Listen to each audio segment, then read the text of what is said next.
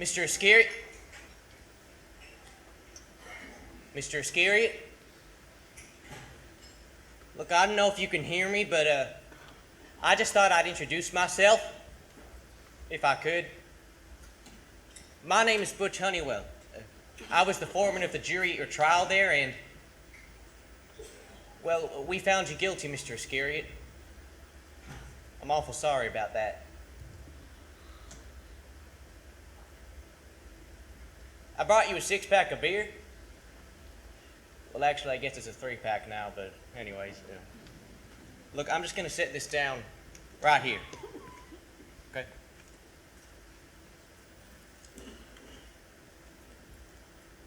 Okay, then. So I think I'm dead, Mr. Iscariot, but I'm a little concerned about that because I don't think my soul's ready for judgment. And no one else has so far corroborated that I'm dead, so I just don't bring it up. But the fact is that if this is a dream, I mean, it's the longest damn dream that I've ever endured. And really, I just really miss my wife, Mr. Iscariot. Can I tell you that?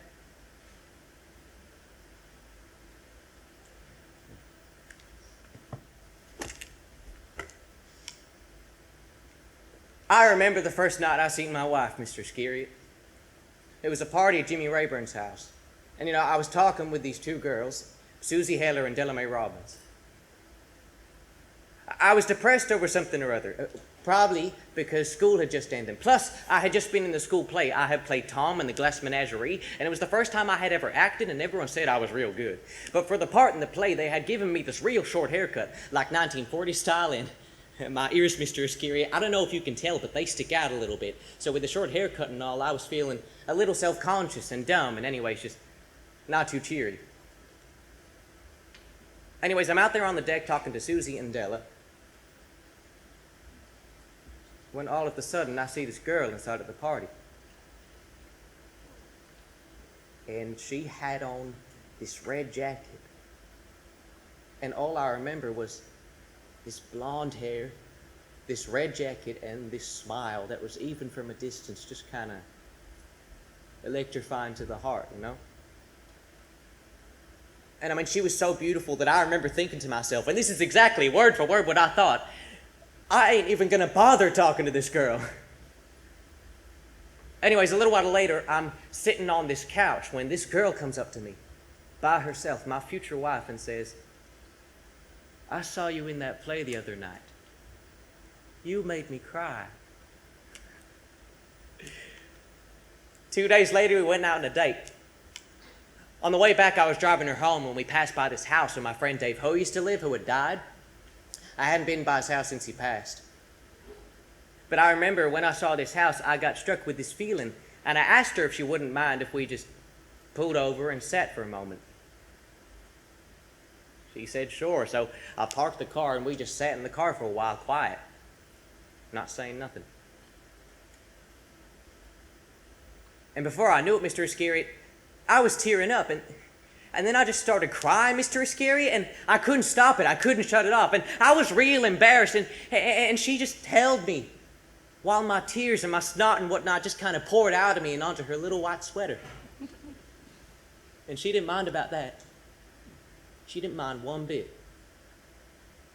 Eventually, I drove her home. When we got to her front door, we started to kiss, and my God, I'll tell you, it was like peaches and dynamite.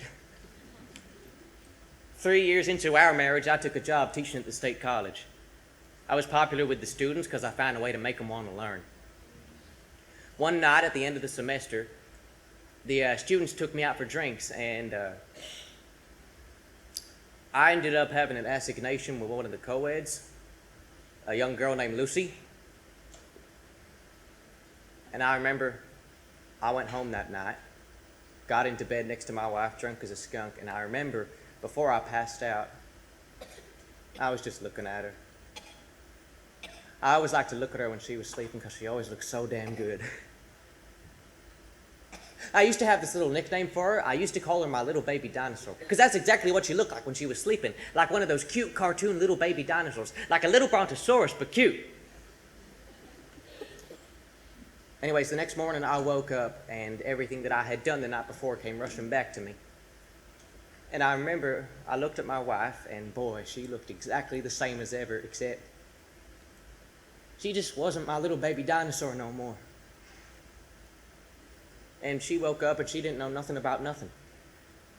And it was as if the night before had never happened and everything was exactly the same, except I knew it wasn't the same, and I had no idea why I had done what I had done, but I had done it, and it couldn't be changed. My girl, she got up and she fixed maple walnut pecans with blueberry pancakes. I didn't eat it. No way I could have eaten it. Nothing was ever the same after that morning, Mr. Iscariot. I tried a lot of things to make it better, but the only thing that did was more beer and women. Do you know who W.H. Auden was, Mr. Iscariot? W.H. Auden was a poet who once said, "God may reduce you on Judgment Day to tears of shame by reciting by heart the poems you would have written had your life been good." She was my poem, Mr. Iscariot. Her and the kids, but mostly her. You cashed in silver, Mr. Iscariot, but me, I threw away gold. And that is a fact. That is a natural fact.